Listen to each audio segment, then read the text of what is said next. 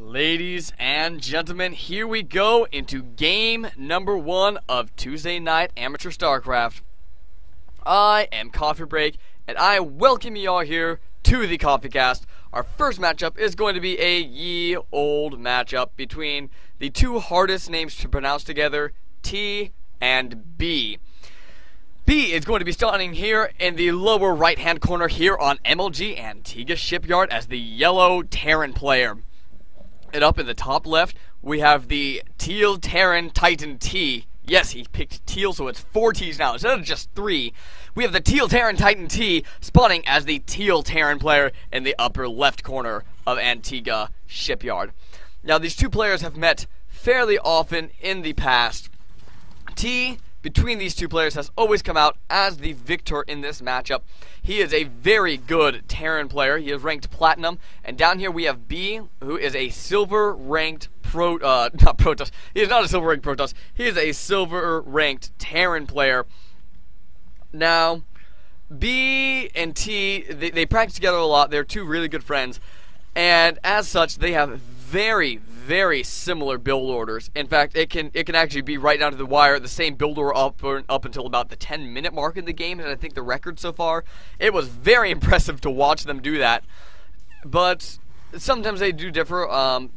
T, last time these two played, went for more of a factory-based play. It was very interesting, while B went for the very general marine tank build. So it should be interesting to see if these two players deviate from each other's build, and if so, when did they do it? Now, T is just a little bit more refined. His gas is going to be up just a little bit earlier. I think he's just a little bit... No, both players actually holding SCVs for a couple seconds there. It looks like they forgot. Oh, nope, T is going into an orbital command. There we go, they're just both going into orbital commands, waiting for that barracks to finish. That very standard 16 timing, and look at this, ladies and gentlemen. Look how close these are. At the same time, their supply depots get laid down. Marines are coming out at comparable times. It is just incredible. Even their base layout is somewhat similar. Barracks, and there's a supply depot right there behind the refinery. Now, T-Scout is going to see everything, and at this stage of the game, that means you see absolutely nothing, because nothing is happening this early on in the game. Let's be honest here. However, he is going to keep it alive for about 5 seconds. And there we have the first deviation in this build. B will be going for a tech lab on this first barracks. I don't know if T saw that or not. While T is going to immediately go for a factory and get his second refinery. Let's see if T saw this. No, he did not see the add-on. So very smart by B, making sure that he killed T's scout before putting down that tech lab. Now, once again, we have this gas, the second gas coming in here. I would somewhat expect T to get a starport. I always want to call it a Stargate. I'm a Protoss player, so I am always inclined to call it a Stargate. T, I wouldn't be surprised to see T get a starport after this with a reactor or something to get double medevac and start really ramping up on double Brax production. However, we do see this tech lab, so never mind. We will be seeing marine tank out of T in this build, and it looks like once again the same exact thing coming out of B. These players just using slightly alternate routes to get there. B obviously going for this tech lab first and then getting his refinery. T going refinery, factory, then tech lab. Nothing too big in this deviation though.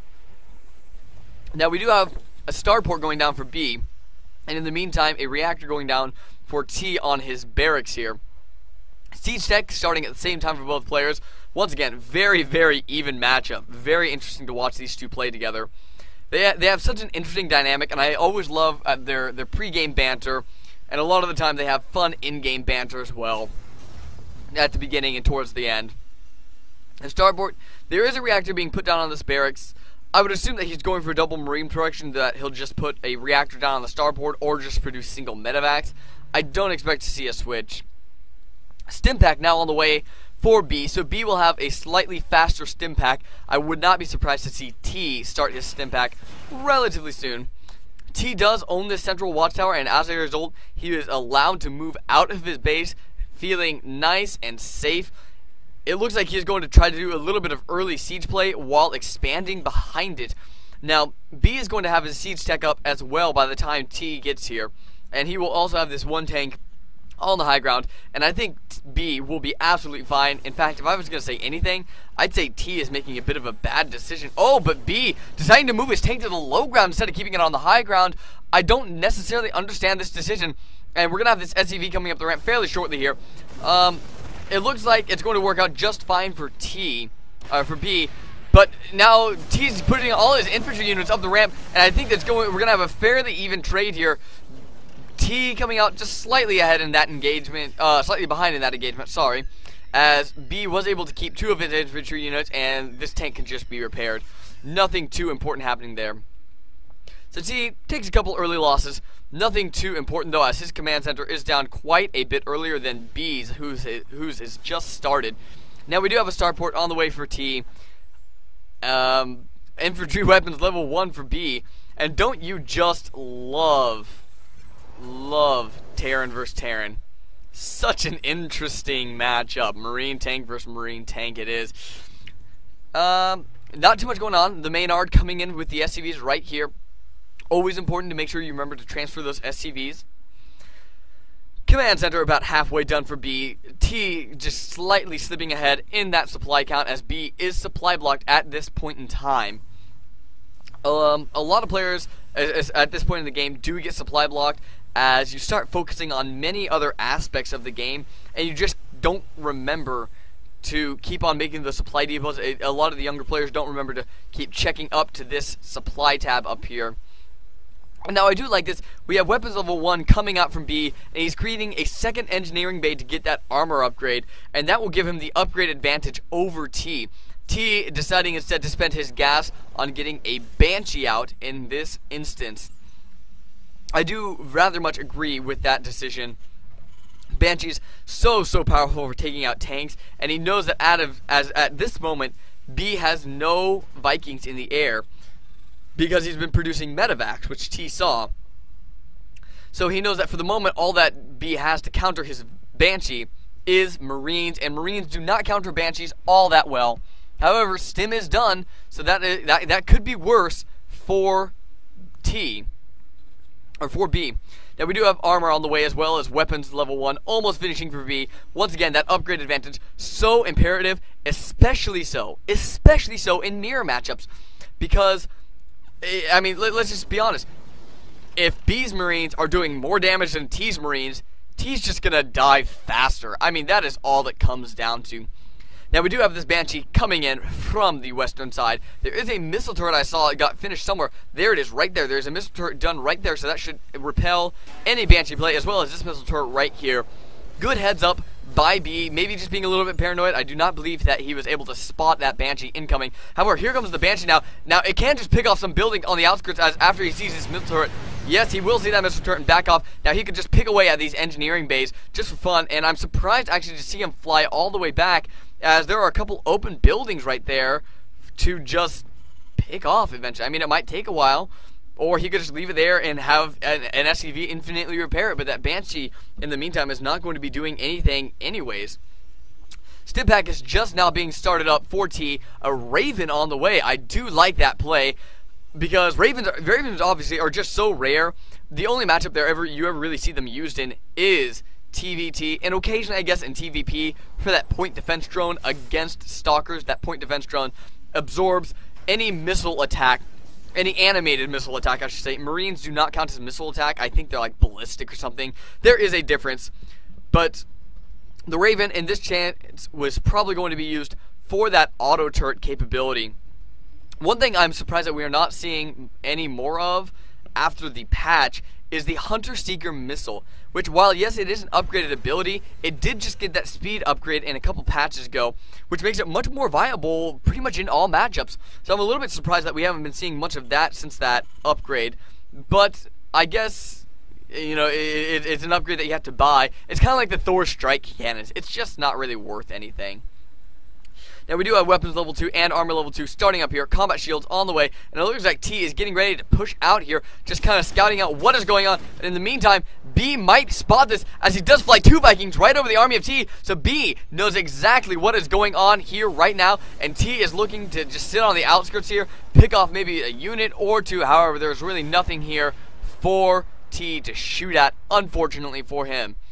And we do have a Viking just sitting in the middle of the field over here. I don't exactly know what his purpose is.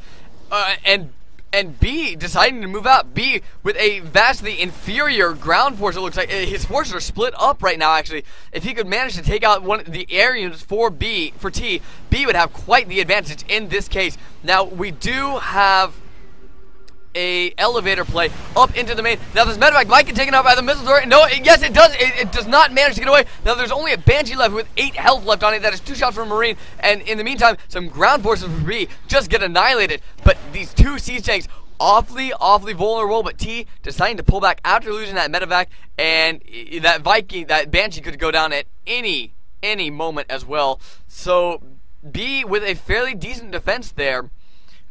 Needs to get a medevac out because he did stim these Marines, and they are all hurting for health right now. And once again, this lone Viking just sitting in the middle of the field. I guess that works.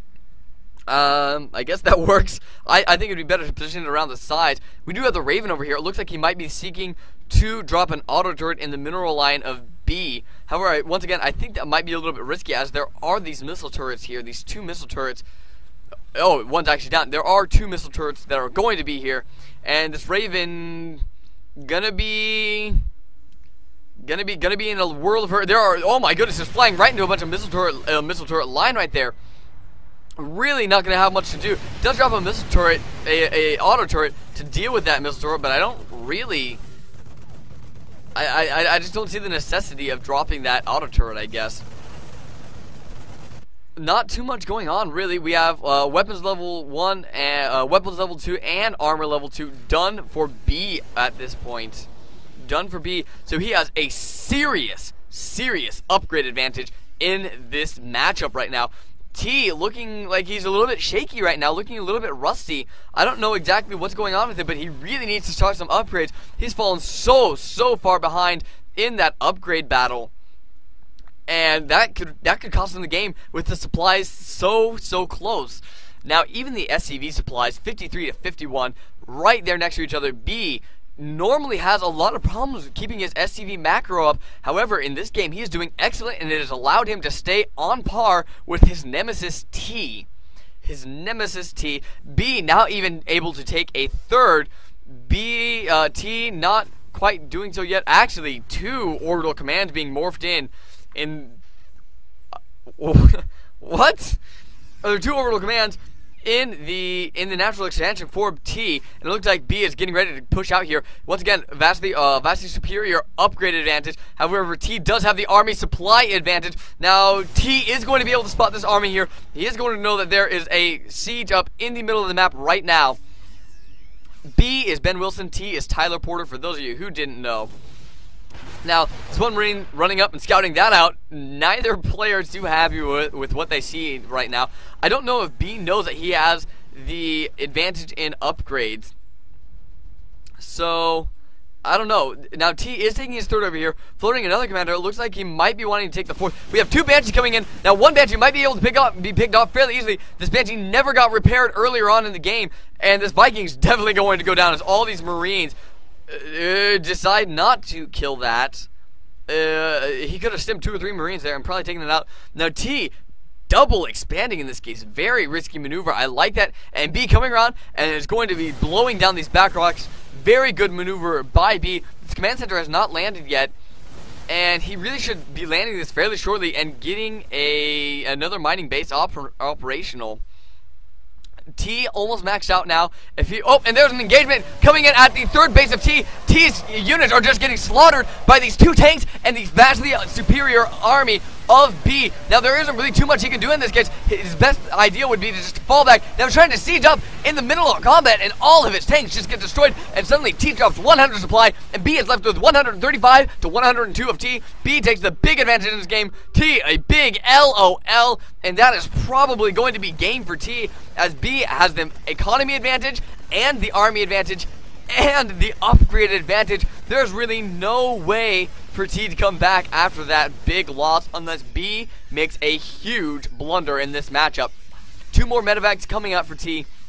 You really need those if you want any chance of surviving against this heavy firepower of B. I really like this quick 2-2 upgrade in this matchup.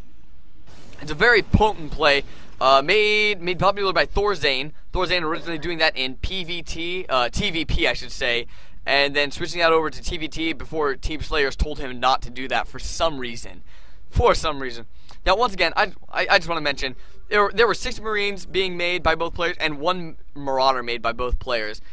That just shows you, once again, how equal these builds are. Now, B has the high ground advantage here. Might be able to take a shot. Yes, he can take 1 shot down the ramp towards B, and using that medevac to gain the vision that he needs to be able to start shelling this tank. T really needs to move this. It looks like he will get it away with just 13 health left on it. 1 more shell from this tank, and that would have been game over for this lonely siege tank. Now, T does have a little bit of an expansion down here, dropping a lot of mules there, and right here we have another biological force coming in for B. I heard some tank fire. There was just an SCV right there that got taken out. The income tab showing T actually in a large lead, as he does have more SCVs and a lot of mules down at this base right now. T, that economic lead is going to be nice, but once again, so far behind in the army and the... Oh, and here comes the push out. A lot of biological units are trying to force their way straight into this ramp, and apparently it's going to work as the overwhelming biological force of B just completely annihilates all of those siege tanks. There are 2 tanks left on the high ground right now, but I don't think that's going to be enough. The stem from B, he runs straight up the ramp, takes out those 2 remaining siege tanks. T is in a very bad position. There's now 160 supply to 99 supply. It heavily favors B in this game. And there's the GG from T. The Terran Titan T had finally fallen to our yellow player B in this game. T unhappy with his gameplay in that matchup, and my goodness, B looked very solid in that game. 59 workers to 69. He finally was able to keep up on that macro, and this biological ball just ripping through the last of T's base. I would expect to see some sort of message out of T, unless he really thinks that he can rally some last sort of defense. I don't think he does. There's the scan on the high ground by B to reveal those 2 siege tanks. Both tanks go down. There are a few remaining biological units, but it's just not going to be enough for T. 162 to 82 supply. There is nothing left for T. He seems to be not wanting to quit, though. He is dropping all sorts of buildings down here. He is dropping 3 barracks, 2 factories, and a starport at this random 4th base, and flying in orbital command to the left corner of the map. Now we have a little bit of BM going on in this game now. T definitely just out of this game, and really just trying to, I would guess, annoy B at this point. TvT, never give up, never surrender. Thank you, AC's Pure. Totally true. Oh, I love all the comments we're getting from the chat now. 3 rack fighting. Oh yeah, 3 racks fighting. Oh, careful, now we have the 4th rack. Man, I don't really know what to say at this point, other than GG to both of these players. You really have no idea what's going on right now. Nobody knows what's going on right now, because B has just completely annihilated T in this matchup, in this TvT matchup, and now T is just kind of BMing. He floated a couple of buildings to the corner of the map. B is just annihilating what's left of T's forces, and I think it's safe to say that this game is pretty much over. All of these SCVs, even just for good measure, a lot of these SCVs are going to fall into this siege tank fire from the high ground. There's so many SCVs killed. That is brutal. 60 workers killed to 3. And yeah, not much else to do. T just got raped. T is the teal Terran Titan T, who is not so much of a Titan in this game. I think it is safe to say B has won this game. Yeah. Yes, indeed. Now T trying to land this orbital command once again. It's not going to work, as the entire force for B is right here, almost landing on some of those marauders. You should really be able to do this in this game. One little group here took care of this base right here. Over here we have B moving out. Does he know yet about this base? This is really almost a fully functional base, and that is rather hilarious. Does he know about this yet? Yes, he does. Oh boy, I don't even know what to say to that. I was gonna try to say a sarcastic comment. Nothing came. There is the I give up. There is the surrender from T, and once again, a very well played game by B. just a little bit behind in the beginning, but was able to come back with that quick 2-2 upgrade. Beautiful play by B. Ladies and gentlemen, my name is Coffee Break, and if you would like to play, then please come into StarCraft 2 and join chat channel Coffee with a 0 in the title. And I will be back in just a couple minutes to cast our next game. Ladies and gentlemen, this is Coffee Break. I'll be right back.